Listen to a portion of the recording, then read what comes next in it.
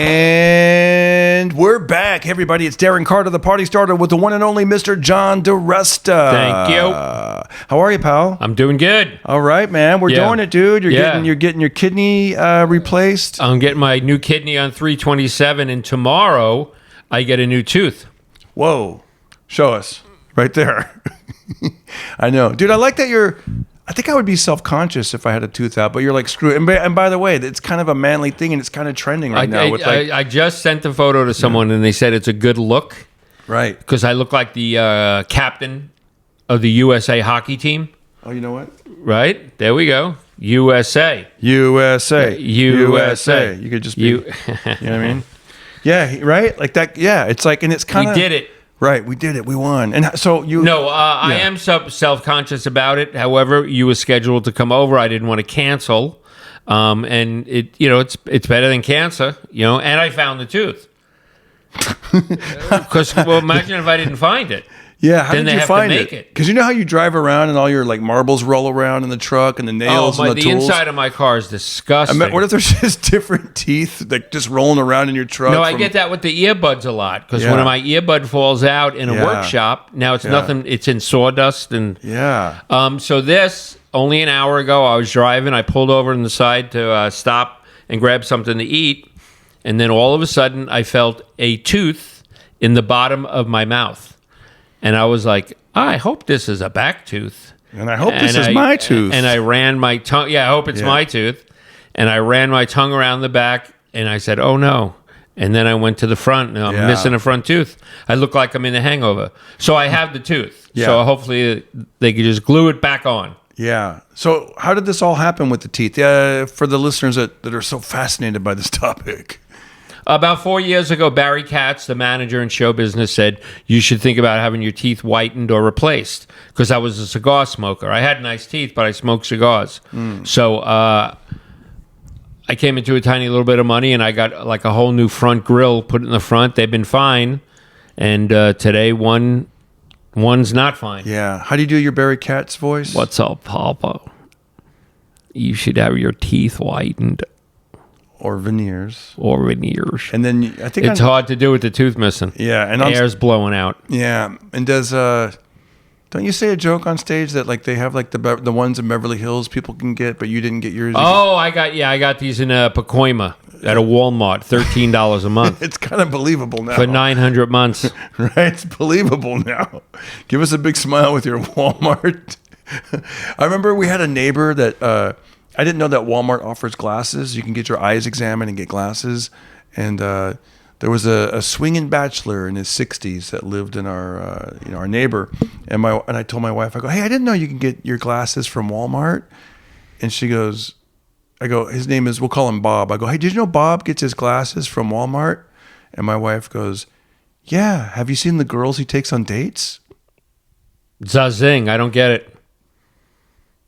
His eyesight's not very good. Oh, see, I didn't get that. I thought it was something about low-class women, low-class eyewear. No, he's like, let's do it again because I want to make Take two. This is going to be a viral clip, all right? Take two. All right, don't mess it up. Here we go.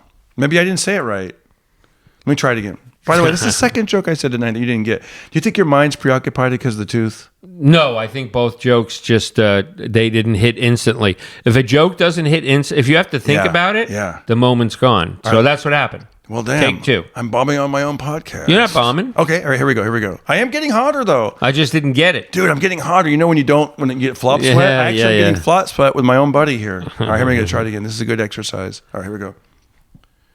So one of our neighbors, he gets his glasses from... I fucked up already. Let me try it again. Hey, so one of our neighbors... I'm going to edit all this shit out. One of our neighbors, he gets his glasses from... One of our neighbors, he used to get his glasses from Walmart. And he's a swinging bachelor in his 60s. And I told my wife, I go, hey, did you know Bob? He gets his eyes checked and his eyeglasses from Walmart.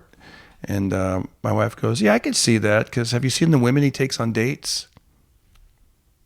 You mean like the eyewear's not good? Right. Like so they're ugly. Yes. Yeah. Like he's kind of blind still. He's like, duh, you look good. Duh. Mr. Magoo. I don't know. Let's leave it in. Who cares? No, it's all good. Yeah. Next week I pick up my free eyewear. Once a year I get eyewear on my insurance, and I'm looking forward. I got big, thick black frames. Nice. I look like a libtard. Yeah. You know Hollywood libtard? Yeah, and you're sitting like one. You're sitting like one. Sitting like Newsom. Yeah, that's what what's his name pointed that out? Adam Carolla. He does whole hour shows about it. On Bill Maher, about how deep it is. Yeah. Yeah, mine's deep. Do it again. Be yourself. You got the flag on you, so you keep the audience guessing. We don't know what this guy is. He's got black frame glasses. I look like a gay guy. He's got all kinds of. Not that there's anything wrong with that. Not that there's anything wrong with that. That's awesome, man. So you got the kidney, the 327. Yeah. If everything goes well, I go in at 5 a.m. and I get my son's kidney, and I think I stay in the hospital for another 5 or 6 days. Then we both come home to this house, and for about 2 weeks, my mom and my sister will be from New York to take care of me and Matt. Wow. Now then hopefully I can get back to what I'm doing. Is he in the hospital as long as you are? No, it's funny. You know what he told me? I never thought of this. Yeah. He's having something taken out. Mm-hmm. I'm having something put in. So I'm in the hospital longer than him. That's what I was going to say. I think that's what would happen. And I keep my other 2 kidneys. So I'll have 9 toes and 3 kidneys. Fill in your own joke. Wow. What about kidney stones? I don't know. I never had them. How did you know you were having kidney problems? Or did you know? No, it's a very good question. About 3 years ago, I was just very run down. Really run down. Like I had to take like 4 naps a day. Wow. Where if I wasn't home, I just pulled under a shady tree, put my seat back, and in turn was woken up by the LAPD. Excuse me, sir, are you okay? Yeah, they thought like I overdosed or something. Wow. And when I worked in the shop, I could work 5 minutes and had to sit down for 20 minutes. Physically, my arms were tired. Wow. Went to see a doctor. That doctor sent me to a kidney doctor. And the kidney doctor sent me to a hospital, and they did a biopsy on my kidney. And this gets a little heavy. Do you mind if I tell you? Yeah, go for it. The doctor said it's going to take 3 days for the result of the biopsy. And we're going to find out one of 3 things. A, this is caused by AIDS. B, this is caused because the marrow in your bone has cancer. And C, you just have a bad kidney. I waited for 3 days, and when he stepped in the room, I saw the look in his eyes. And I said, this son of a bitch is going to tell me I have AIDS and bone cancer. I could tell in his eyes. Yeah. And he said, I got good news and bad news. I said, what? He said, the good news is you just got a bad kidney caused by high blood pressure and diabetes crisscrossed. And the bad news is you have a bad kidney. But I didn't have those other 2 diseases. Yeah. And I've been on dialysis for 3 years, Monday, Wednesday, and Friday. Wow. And if you don't do it, you can get into some big problems. I got into real big problems in November. I was an hour away from the from meeting my maker. Did you know about that? Yeah, tell us about that. I went 5 days. Usually you can go about 3 days without dialysis, 3.5. Let's turn that off if you don't mind. Yeah. It's, 3.5, 4 days. Oh, wait, you got another kidney coming in. That's funny. People are donating kidney. I had, so I stayed 5 days on a road gig. And sure enough, my O2 got lower and my lungs filled with fluid. So there was no room for when I breathed in or something. And it was the equivalent of being at the very top of Mount Everest without supplemental oxygen.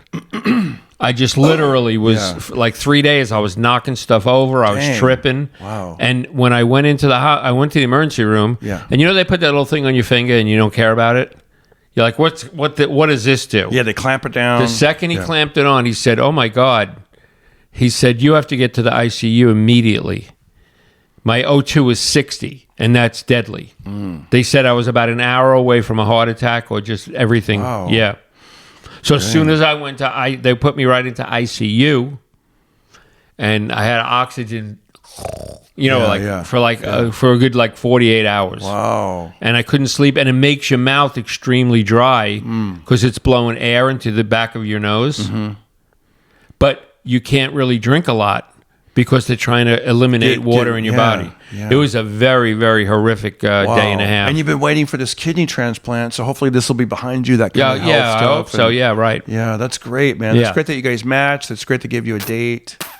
You know, I saw you guys started the GoFundMe. Yeah, the GoFundMe. People are catching on. Yeah, people are donating. People I haven't heard or seen from in years. It's a very nice. If you guys check out his Instagram, and you'll see the link if you want to, see what he's going on and stuff. Yeah, because we'll both be out of work for about probably about 7 or 8 or 9 weeks, and then when we go back to work, I don't know how much I could do. You know what I mean? It's pretty physical to be a woodworker. For sure. It's beautiful what you guys do, man. And yesterday I delivered a very big table and 2 heavy benches. Yeah. And I got the clients to carry everything. Wow. I just supervised. Wow. Yeah. I can't carry anything heavy.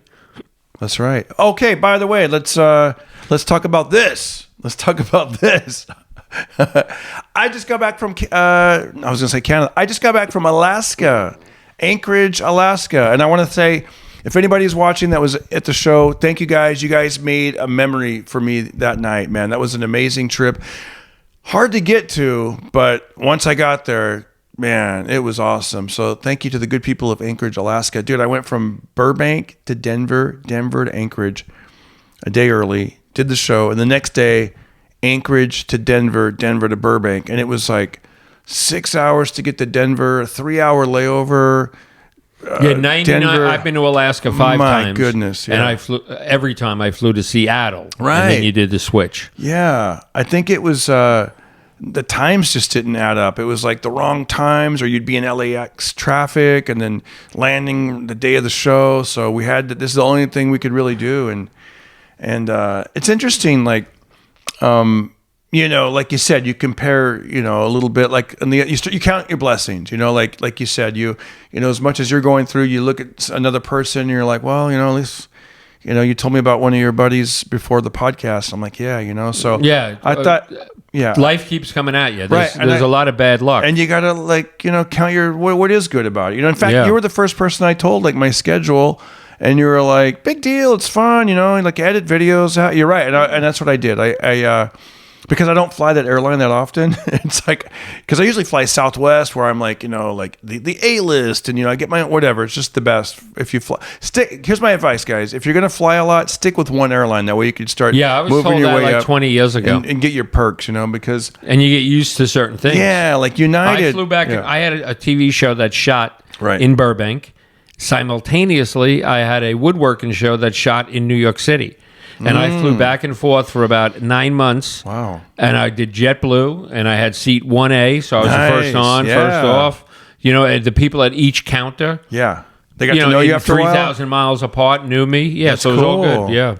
Yeah, man. I was. I just said, I'll just sleep. And when I wasn't sleeping, I was working on my videos. I was playing chess on my phone. I downloaded a new book that I love. I love this book, man. I'm a big country music fan, and I love this book. It's about the life of Merle Haggard, and it's really good so far, man. And yeah, I could dig Merle Haggard. These guys were born, like, they talk about him and some of the people he looked up to, like, Lefty Frizzell and Buck Owens. He used to, he's from the Bakersfield area. Right, I don't know if he looked up to Buck, but he looked up to Lefty Frizzell, and just his lifestyle. He had that one song, Merle Haggard. I was 21 in prison, doing life without parole. Mama tried, mama tried to really matter. That song. But her pleading I denied. Yeah, exactly. So they're talking about his life, dude. Like, this kid was like, when he was 13 and 14, he was running away and jumping on the trains and trying to go to Vegas with his buddies and hot wiring cars, and then putting in, reform school, and then you'd be there for 15 months, and the judge, he was 14 or maybe 16, I believe.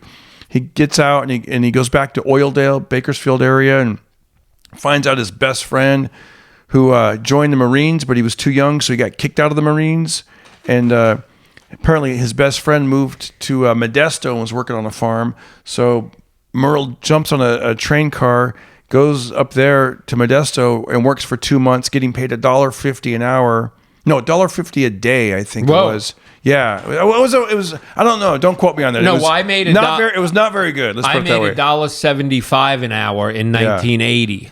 No, so he was making it was $1.50 a day. That's what it was. And they were baling hay from sunup till about 11 at night. But then what they would do to pass the time is they were singing these songs, Hank Williams and, wow. And the other guy, what's the guy's name that did all the train songs back in the Johnny Cash? No, he was born he was really big in the 20s and 30s. He had the TB Blues. Johnny Rogers, Jimmy Rogers. Oh yeah.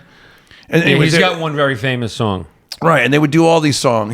And then the farmer guy goes, "Man, you guys should go down to the fun center tonight and go check out. They do live music." So and that's how they all got started. A little bit, yeah. It goes more and more. But they went to the pawn shop or whatever and got their little guitars and the cheapest guitars they could find, and they went down there and then eventually the bar owner, because I imagine it was almost like karaoke, like people could take turns like performing. Yeah. Except it was, and the bar owner says, "Hey, you guys going to play those things or just wear them around your neck all night?" So they went up and they did some music, and they actually, remember, they only made $1.50 a day. Well, that night he made $5. Wow. And all the food and drinks you could get and blah, blah, blah. And then they, more happened to that story. But my point is, I was thinking about this. From jumping on trains to hot wiring cars to, all this kind of weird stuff. Like, I feel like guys were more manly back then. Not 100%. Not that hot wiring a car makes you manly, but just the idea of because you just have left. Like nowadays, you could get excitement by being on a phone or scrolling or something. But back then, his imagination, he would hear these songs about trains and be like, "I'm going to jump on a train. He's going to ride the rails." Yeah, and hitchhike like a hobo. Right, like they did that. Him and his buddy, they wanted to go to Lefty Frizzell's hometown in Texas, so they hitchhiked and took train all the way out to Texas from Bakersfield at 14. They rode the rails. They rode the rails. They rode like the hobos. rails. Yeah, they said they would get bounced around like ping pong balls inside those things and get tired of it. And you get run over by a train. A lot of people get run over by a train. Right. My wife was telling me they had a guy that worked on their farm back in the day that had one leg because he fell asleep drunk, I guess, and a train ran over his leg. When I was a cop in the homeless outreach unit in the New York City Transit Police, anytime a homeless client or a bum got run over by a train, we got called to see if we knew who he was, because they have no ID. If we knew a nickname or, something. So I saw quite a few people run over by a train. Wow. Yeah. Papa Son No Come Home. Chop suey. Damn. I remember that's an inside joke. That's well. So anyways, they get to Texas. They find out Lefty Frizzell. They find out that he wasn't there anymore at that hometown. Right. So then his buddy, he had an uncle that lived nearby, and they went to 20 miles, and then he gave him some. Here's what I'm saying by the tough thing. Like he goes, "Boys, don't just go straight back to Bakersfield." He gave him enough money. He goes, "Take the bus. Don't hitchhike. Don't jump on the rails. And here's a tube of bologna." So he gave him a tube of bologna, loaf of bread, and enough money. And of course, these guys still wanted to take adventures. So, the one guy took the money and he bought a pistol with it. Oh, God. Merle Haggard took some of the money and bought a new pair of boots, put a little knife in the boot. They're hopping the train. They got back between the train and hitchhiking. Somebody dropped them off in L.A. at Lincoln Heights. And they're tired, and they're just, all they need now is just a ride to Bakersfield. They fall asleep somehow. They're somewhere, and they wake up, and there's like 4 cops. They're lights, and they roughed them up and arrested them because a liquor store had been robbed, like in that area. And they said one of them was tall and had a gun. And of course, when they pat them down, they found the gun. They found a gun on the young kid, his friend. Turns out they didn't do it, and then they got released. And they said the cops didn't even apologize or say sorry for that. They just they released them and took their gun, their knife, and all their money. Whoa. Yeah. Corrupt cops. But I think also from the stories that I'm hearing, like from the different correction officers, when he got put in like those what do they call it? Like when you're a youth and you go to like juvie hall. Yeah, juvenile hall, or like those schools, like whatever. They were very tough on these kids, but it was almost like maybe it didn't change their mind about being bad kids. It was like they were extra tough on these kids. Yeah. I guess, making them run and do push-ups. I think back in the day, cops, you could hit them with rakes and stuff. Wasn't it back in the day the cop would kind of set the kid straight? Yeah. You know what I mean? It was like almost part of his job. Mm-hmm. Yeah, I guess. I mean, they said they would get hit with closed fists and stuff, like at that jail or whatever. But yeah, can't we all just get along? Yeah, I've never. I was asking if you ever wanted to jump on a train or any of that stuff. I don't know if you know this. We grew up with the Long Island Railroad. Yeah. You know what I mean? We grew up with the Long Island Railroad. It was 100 feet from my mom's house. You hopped on the Long Island Railroad to go into New York City. And it was, if you took an express, you went from Long Island and you were in Midtown Manhattan in 25 minutes. You know what I mean? And it was a fun ride. That sounds fun. It wasn't like a subway car. It was comfort. Yeah. And when you were 15 years old, instead of paying, you just hopped on the train. And if you saw the guy coming to collect the ticket, you hopped off. Then you got on the next train. You know what I mean? Now it's an hour and a half ride, but you didn't pay. Yeah. And the Long Island Railroad always runs. It doesn't, granted, from midnight to 5 in the morning, there's not a lot, but you could always get. So I liked hanging around trains. Then I became a New York City subway cop and got sick of trains. For some reason, when I did this tour back in the early 90s, and rather than flying back to California, the tour manager, I don't know why I did this. Maybe I thought it was going to be cheaper. He told me I should take a train. So I ended up taking a train from St. Louis to LA. How long did that take? You know what? I want to say 2 or 3 days, probably 3 days. Oh, goodness. Yeah, you could call the number for Amtrak. I believe it was like 1-800-USA Rail. And you could get a price, tell them what you wanted, and I did it. And I remember just taking it's funny, looking back, I'm glad I did it. But it's crazy. Like, normally you would fly and that's what I'm saying, you'd be home in 5 hours. 5 hours. It might even be a long day of travel, but it's not compared to a train. But it was nice just kind of leaning against the window and hearing the and then different. I remember there was like I was at that time I was 22. So I was about 22 years old. And I remember like this pretty girl sat next to me. And we just, I remember we dropped her off in Albuquerque. And at the time I remember reading this play because I used to read a lot and like these, getting ready for LA or whatever, like movies and, all that kind of stuff. So I was like, I should probably start reading scripts. So I was reading When Harry Met Sally. And it was kind of fun. Like I remember I would read Harry's part. She'd read Sally's part. Oh, that's fun. And we would just, reading it. We're both two young Billy people. Crystal. Yeah. And Katz's Deli. Right. I'll have what she's having. Yeah, we didn't do any of those scenes, but it was cool. And that was the first time I ever heard a conspiracy theory. That she goes, have you ever noticed that I don't want to get in trouble, so I'll just say the meat at a certain fast food restaurant, she goes, it doesn't smell like when you make tacos at home. It smells different. Have you noticed that? And she goes, that's because they don't use beef, they use kangaroo. Oh goodness! I know, and now where would they use kangaroo meat? That's probably even more rare, but it is interesting. They do use filler though, right? Don't they use filler? It's got to be all kinds of chemicals. It's all kind of coming out, right? Like with the health department, that you need to get back to like whole foods and real foods. I and had not just a hamburger processed. tonight from Carl's Jr. And when I bit into it, I just was like, all right, I'm at least it tastes remotely like a hamburger because there's so many weird shit that goes in there. Additives and this and that. And I took I flew to Shreveport, did 4 nights of stand-up, and I had no way home. And instead of catching a flight, they said, if you don't leave in the next hour, even if you catch a flight at 6 a.m., Hurricane Gustav is on its way, and you might be stuck. I told you the story.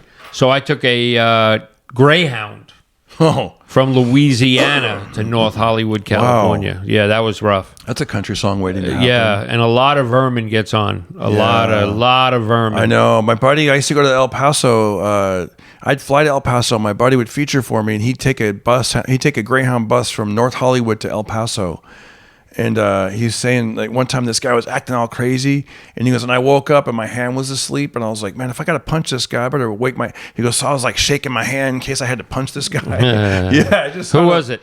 Toogie Jackson. Shout out to Toogie. I'm not sure if I know him. Great guy, man. Great guy and very funny. And how long a ride is that from it's got to be 15, 20 hours? Probably something like that. So that's what I'm saying. I compared flying, all the layovers and this and that. Like, at least I'm not working in a coal mine. It's like, okay, we're flying. It's not that bad. And, I can't even look at coal mine videos on Instagram. They're so claustrophobic. Yeah. I don't know how anyone could do that. I know. Dude, my arm But I hurts. worked in the subway of New York. Yeah, so. my arm hurts just a little bit from sitting in the airplane like this on a full flight, and you're just like this for, 6 hours here, 4 hours there, 3 hours. You're just like, I don't know if I slept wrong or whatever, but like, wow, like it's, but the shows were amazing, and Alaska was cool. Dude, at first I was like, I could handle this. It was 20 degrees, and I'm like, all right, I got my layers on. It's not too bad. Got the gloves. Didn't really need the gloves. I'm like, as long, because you're just going from building to car to building, maybe walking down the block. But then we went and got dinner. And by the way, the best meals are so good. Everything was fantastic. It was so good, dude. It was like seafood chowder, and like, it was amazing. The pizza, nice. I got like a salmon BLT. It was great, dude. It was so good. Anyways, they come out from dinner. The sun started to go down, and it dropped from 20 degrees to 4 degrees. Oh. And the wind kicked in. So it was very windy. The snow was coming off. Snow was blowing off the buildings. And you're just like freezing, man. That was when it was like overwhelming. And I saw homeless people there. There was actually some homeless people. And you know how you see homeless people here like pushing shopping carts? Right. I saw a lady pulling a sled with like different bags of... With everything she owned. Yeah. It's like, that was pretty crazy. That was Mrs. Claus. Hey, I met some cool people. The next time I go back, man, I'm going to take them up on some stuff. They maybe we can go together. I'll go. I met a couple. Shout out to the couple. See if I still remember their name. James and Becky. And Becky works on a wildlife reserve, and she was telling me that you could go there and like see the bears, and like, because they're on like, I don't know how many acres, like 20 acres or whatever. So they're out, they're not in a cage like at the zoo. They're actually out there in the wild, but then somehow you could feed them, and they're trained. You're like, show me your palms, and they show their palms, and then I'm okay. And then the other guy, James, her husband, he works on, he's a train conductor. Oh, wow. So he's like, He's like, through the backwoods of Alaska. Like going over like rickety bridges, I would imagine. Snow and just middle of nowhere. And sometimes the trains break down at 3 a.m. and he's got to get off the train and get out there where it's all quiet, and you don't want to get attacked by something. So apparently, like, you got to make a lot of noise. And he says he has a little, like a speaker, and you blast the speaker like with music or whatever. Lots of flash. So it sounds like there's people and stuff, and he's clanging and banging and trying not to, apparently they like, I think he said that he has hit moose before, because moose will be there. Oh God. And also he's come close. They come close to like joggers, because apparently I just found this out when people have the headphones in. Also, he said it's weird when you're going to crash into something. It's like seeing it in slow motion, because it takes you 1.5 miles to stop the train. So you see it, and it's just like, and you're trying to stop it. It's right ahead of you, and so frightening that would be. And he said what happens is the people have the headphones on. They think they're going to hear a train, so they're running on the tracks like an idiot. But what they don't realize is the noise is behind the train. So when you're waiting for a train and it's going in front of you, it's making all that noise. That's because it's already past you, and you're hearing clang, clang, clang, clang. But in front of you, it's quiet. It's like, it's almost like an electric car, how it's quiet. Yeah. The way the sound travels. But they do have those horns like. I did a gig in North Pole, Alaska, and it was in a bar. So it wasn't a comedy club. It was in commonly known a meth bar. Like a real kind of dirtbag. And this is a true story. A heckle. It was a tile floor, the stage, so it's a hard tile floor, and someone threw a live bullet at me. Whoa! And it clanked off like if it hit the wrong. Really? You know what I mean? You never know if it hit the hard tile floor, and it could go off. Throw a big bullet at me. I picked it up and did a joke about it. Wow! And then afterwards, a guy walked up to me and said, this is in North Pole, Alaska, in a meth bar. Guy walks up to me and says, I'm in a movie with you. I said, what movie? He goes, I'm in the movie 15 Minutes with Robert De Niro and John Diresta. I said, what part? He said, De Niro's funeral, when Ed Burns cries. Wow. And he was an extra. So I never put him together with an actual person, but he knew the exact scene. That's interesting. That's interesting you said about weapons. I did see a lot of weapons up there. Like, we went into some different like stores and stuff, like this I don't know what they're called, like this, like antique malls or whatever. And right when you walk in, you're seeing like a collection of knives, and then we went in the back, and there's all these rifles and guns. And oh wow! Like, so I feel like, yeah, that's very common up there. And like the guy said, he goes, I got my side piece on me when I'm out there working on the trains, and hey, I got something for you. I want to get your real reaction. I wanted to get you a T-shirt from Alaska. No, I forgot about that. Yeah. Oh wow! So. Drum roll. And it's funny. I go, what size do you want? And you said a large, or a small, extra large. Drum roll. Like, let me preface it with this. I'd see like some cool designs, but then those were on the back of the shirts. And then you look at the front, and it'd be like some little circle, and I'm like, that's not impressive. That looks like a bit like an employee shirt. Right. So this shirt, like I sell reindeer sausage at the swap meet. Exactly. So this shirt is it actually made me laugh, and I said, you know what, that's funny. It made me laugh. I gotta give him this T-shirt. So here we go. Ready? Yeah. Real reaction. Here we go.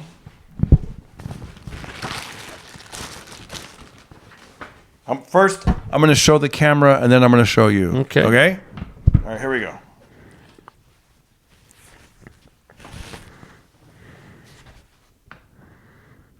Am I being punked? I think, hopefully it's not backwards. It might be backwards for you guys. I don't know. I don't know if the writing is backwards or not, but here we go. There's your shirt. Take a look at it. All right, here we go. Here we go. Describe what you're seeing. Let's see. Alaska is 2.3 times bigger than Texas. Size matters. Yeah, so you're seeing the state of Alaska. Sit inside Alaska. And then inside of Alaska is a state of Texas. So you're seeing just how huge Alaska is. Okay, now watch this. Here's a fact that nobody knows that you don't even know. Yeah? Alaska combined is as big as 23 U.S. states. Wow. Yeah. I don't know if they count Texas as one of them. Wow. But I would assume it's the 23 smallest states. Yeah. So anyways, that made me laugh because the whole size matters, this and that. It's like a dick joke, I get it. We're two comedians. So I get it. I don't think there's anything on the back, but thank you. Let me see how big it is. Yeah. Let's see. Think it'll work? I think it'll work. Oh yeah, I like it a lot. Yeah. Thank you. You're welcome. Now I know it's very nice of you. Yeah. It wasn't like it wasn't like moose or whatever. But I thought it's a dick joke. It's funny. It's Alaska. You want to hear something funny about Alaska that no one would ever tell you? I rented a shop from a guy named Nort, and Nort Geller was a real Walter Mitty. Yeah. Okay. He was in the Army. He was such a good football player at North Hollywood High. The L.A. Rams came to see him. Wow. Okay, that's in high school. Wow. Then he joined. He used to take out his airplane drunk. He used to drunk drive an airplane. Ooh. So this guy's been around. Yeah. And he was in Alaska, in the Air Force, at a movie theater, drunk out of his mind, when it came over. Ladies and gentlemen, Alaska just became a U.S. state. Wow. And everyone in the movie theater clapped. Wow. So it's just a little funny story. And another night when he was in Alaska, he was drunk out of his mind. Yeah. And he was walking with his head down, trying not to fall. And all of a sudden, he saw two humongous furry feet. Huge. And he was expected to get swiped in the head with like 8-inch bear claws. He just said, this is it. Yeah. And he was so drunk, he looked up and it was carved out of wood. Do you know what state that Alaska is? What number it is? It's got to be 49 or 50. 49. Yeah, and then Hawaii. Yeah, 50. Yeah. Yeah. It was the place I performed at was called the 49th State Brewery. Okay. Yeah, so it was the 49th state. You know what I tripped out on? A couple of weeks ago I performed in Arizona. And Arizona is the 48th state. Oh, I didn't know that. Yeah, and what was crazy about that, hold on, let me just make sure I'm accurate, this is weird. This is some weird, like I did not realize this. Hold on. When did Arizona become a state? Check this out. February 14th, 1912. Wow. Which is weird because California became a state in like 1850 or something like that. Oh, wow. And same thing with Oregon. The 1850s. And wow. Then you would think they would just do it all at once. But no, they were like a holdout. And, it didn't become a state till 1912. So in 1911, what were they? I don't know, Mexico maybe or something. Were they just like out there? I don't know. I don't know. They were their own thing. Their own thing. Yeah, I like going to Alaska. I look forward to it. I did it 5 times. Yeah. I've been to Juneau, Anchorage, Fairbanks, North Pole, Wasilla, Anchorage. I stayed in a watch this. I stayed in a haunted hotel. It was known to be haunted in Anchorage. So I looked it up. Right, I have an extra time in the hotel room, and it's haunted because a police chief, 80 years before this, a police chief shot and killed his mistress. Wow. In the lobby. Wow. So I think then somehow he killed himself. So the hotel is haunted with the ghost of this, and everyone knows his name in the town. So when I used it in my sketch, they couldn't believe that I did my homework. So I said, look, my opening joke for the 4 nights was, hey, everybody, I want to thank you having me. Obviously, I'm from New York. I live in L.A., but to come up to Alaska, it's really nice. And they put me at the Anchorage Hotel, the haunted hotel, and everybody is with me. And I said, it was haunted. It really is. I could prove it. I said, I don't want to get too serious, but last night in the middle of the night, Chief Broham's ghost came into my room, and he touched me in a bad place, Wasilla. And that's the local town that's like a white trash town. Yeah. And, dude, it was like boink, boink, boink, Wasilla. And I got touched in a bad place by the ghost. You know what I mean? Yeah, the joke has lots of levels. That's good. Yeah. That's good, man. I noticed at the airport, I had something happen, and it's funny. I just want to, I had something backfire. I was trying to be nice. Right. We're going through TSA. There's a couple in their 50s. Looked like their mom was with them in their 70s, the 3 of them. And the TSA agent goes, new lane is open right this way. And they didn't move. Right. Because they didn't hear it. And he said it again. He goes, hello, new lane open. Still didn't move. I didn't, and so I go, hey, the lane just opened. And then the guy turned to me and he goes, we heard. Yeah, it was so weird. And I reflectively just went, good. And I realized that sounds kind of like I'm being, you know what I mean? So I went, good morning, like that. It was weird how he gave me attitude for being nice. And I'm like, what the hell, And so we went through TSA, TSA pre-check. So you don't have to take anything off. You just put your backpack on or whatever. And then it's funny, dude. I heard his wife kind of she's like, what was that all about? He was just trying to be nice. He was just trying to help. He was just trying to be nice. Yeah. And I don't know what he said because he said something. And then she tells him, she goes, knock it off to him. So I didn't have to, That's why I don't travel with anybody. Yeah, I don't. Yeah, exactly. I right? hate traveling with people. Yeah, and it was funny. I was by myself. I so traveled with my 2 daughters, only about 3. But can I finish this story? Go ahead, go. I was just thinking to myself, like I just stayed away from them. I wasn't I didn't look at him and be like, or nothing. Right. Knock it off, Ralph. Because I also thought, what if we're all going to go to the same gate and then fly on the same plane? And what if I'm sitting next to this family? Yeah, bad vibes. I was just like, and I thought to myself, like, the way he said that, it kind of pissed me off. And I thought, but I don't need bad vibes. You know what I mean? Yeah. It's like I was just trying to be nice and help people out. And I traveled with my 2 daughters about 3 months ago at JFK Airport. And every 5 minutes, it was, Dad, you don't do that. Dad, you don't do that. Yeah. Dad, you don't, just give me a break. I've been through 1,000 airports. Right. And it reminds me of a story. I don't know why.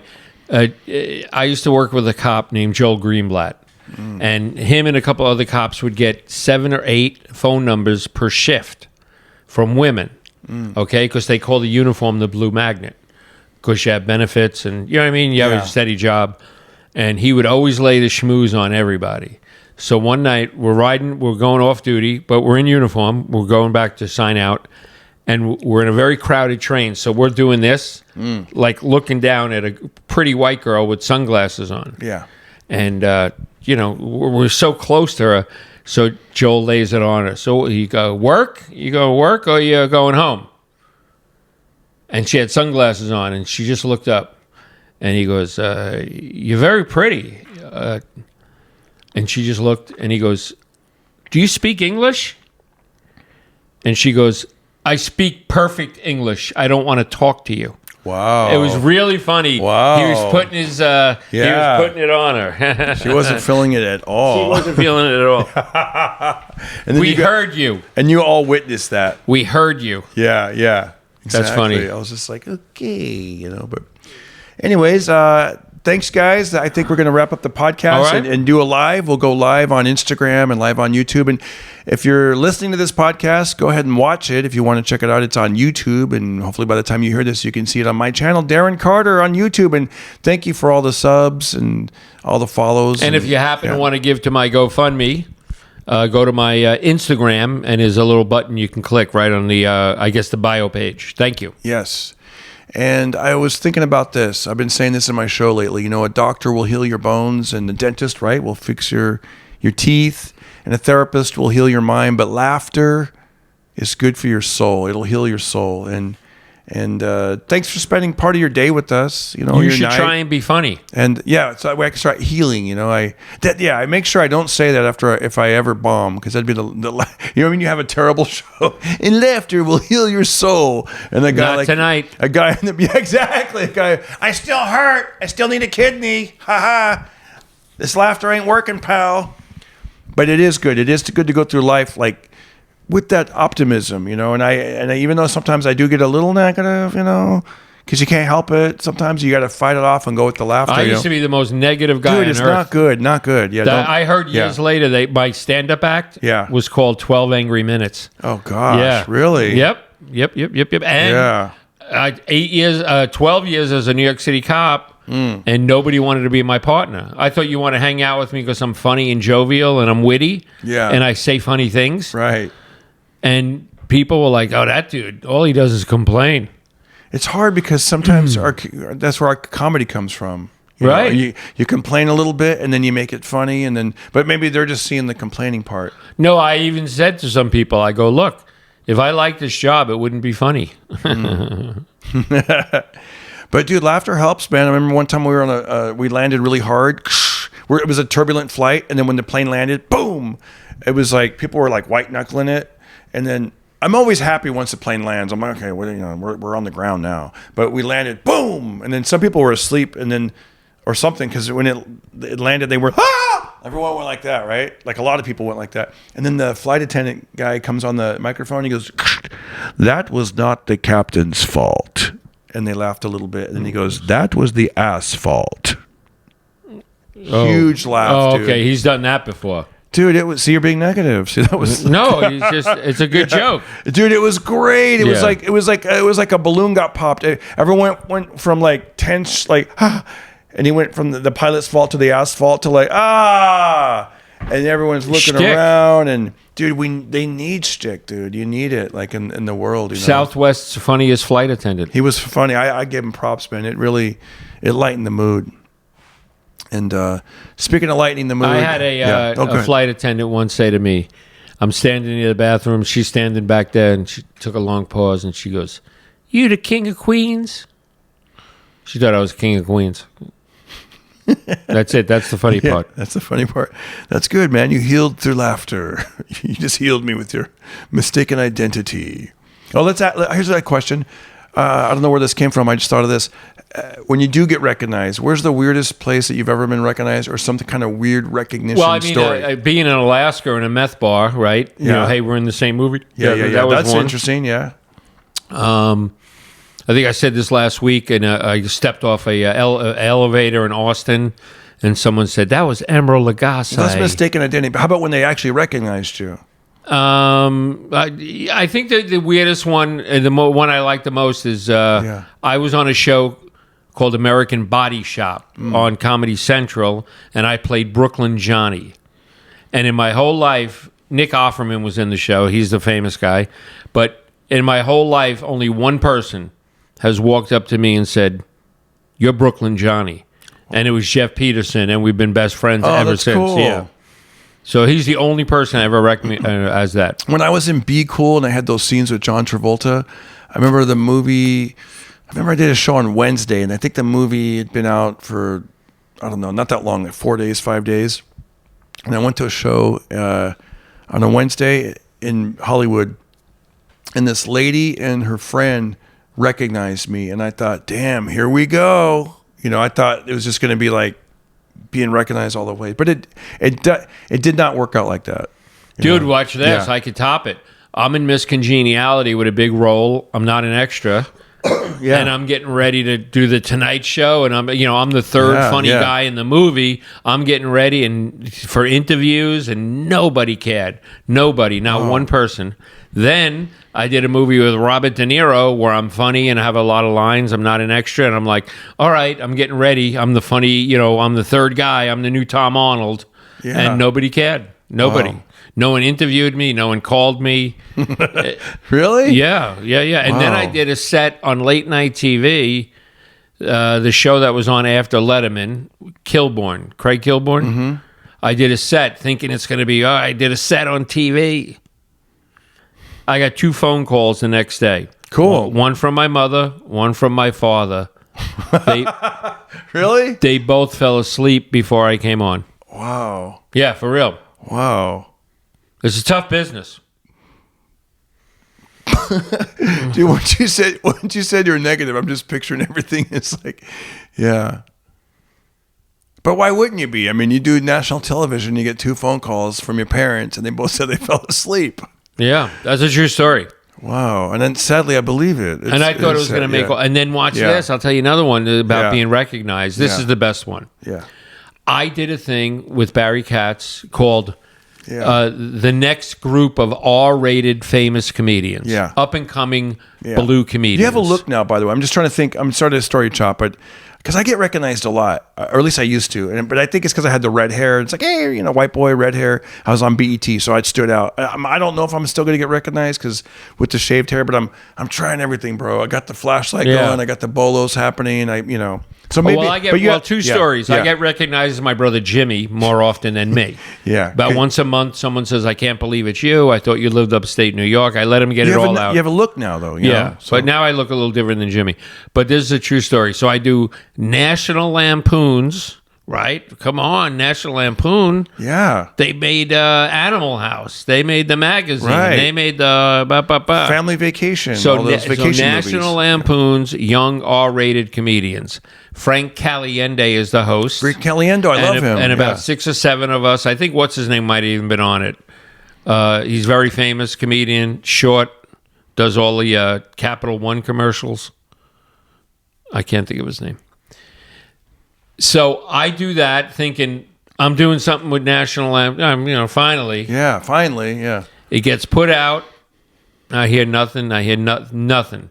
5 years later, I'm coming out of Harper's on Tampa, comedy night every Monday night with Sabrina Solari. If you remember her, she used to hang out with Sam Kinison. I come out of the parking lot, and there's a Chinese guy putting something in his trunk. And he looked at me and goes, "I know you." I said, "You do?" He goes, "Are you a comedian from a National Lampoon? R-rated. It's up and coming." Dude, that's awesome. I go, "You watched it?" "No, I edited it." Oh, no. Yeah, for real, dude. Wow. He had to watch it. Wow. Hey, by the way, I just realized, see, before when you were heavy, people recognize that character, but then so you don't look like how 20 years ago. But now you have a look. You got the tattoos, the wings have come in with the hair, and I just realized maybe the Lord just gave you a gift. Maybe you could keep the missing tooth because I look like a tough guy. Yeah, maybe put a gold tooth in there. You know what I mean? People are doing that nowadays. Oh, now we're on to something, dude. When I was in Arizona, this guy we're on to something. He had a gold tooth right there, and it looked pretty badass. Now we're on to something. You know what I mean? I like it. I don't know. I like it. Interesting. It's a look, dude. It's a look. I like it. Anyway, something to think of. Yeah. There was one other... Oh, this is a true story. No Hollywood writer could write this. My local lumber yard... I go to my lumber yard 5-10 times a day, right? I'm a woodworker. And there's an old guy, Edgar, old Mexican guy. I'm friends with him for 20 years. And he likes me a lot. So only a few months ago, he says, Diresta... a movie come on last night, Miss Congeniality, and your name is in the beginning, dog, before the title. And I said to my wife, "That's my friend. He's John Diresta. He's friend, a New York comedian. He's from New Jersey." Long Island, New York. He goes, then we watched a 2-hour movie. Oh, you're not in it. He didn't even recognize me or my New York accent. Yeah. That's how fat I was. Wow. I had more chins than the Chinese phone book. Pound it, hack. Don't worry. Be hacky. Here's a little joke I wrote. You might like to hear it. It's about my throat. Don't worry. Be hacky. Your girlfriend says her period's late. Next time you better masturbate. Don't worry. Be hacky. Missing tooth. All right, buddy. Thank you so much. Pound it. You guys are awesome. Thanks for spending part of your day with us. And tell a friend about the Pocket Party podcast. We'll see you on the next one. Thank you. Later. Everybody listen to Darren Carter. We all know he's the party starter. So if you want to listen to a podcast for free, then listen to the Pocket Party.